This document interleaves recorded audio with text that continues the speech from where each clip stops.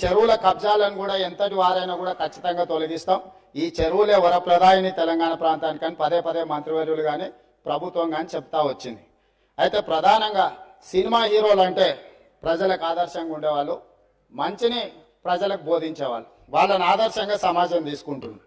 Hitech city ఎదురుగా గురుకుల్ భూములలో N convention అనే ఫంక్షన్ హాల్ ఏదైతే ఉందో అక్కడున్న చెరువులో సగానికి అడ్డంగా గోడ కట్టి కొన్ని ఎకరాలు ఆక్రమించుకొని ఫంక్షన్ హాల్ నిర్వహిస్తున్నారు.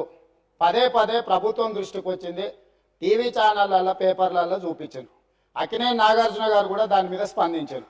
ఈనాటి వరకు ఆ ఆక్రమణలు తొలగించలేదు. ఎందుకు అక్కినేని నాగార్జున గారు ఆక్రమించుకున్న చెరువుల ఆక్రమణలు తొలగించలేదు?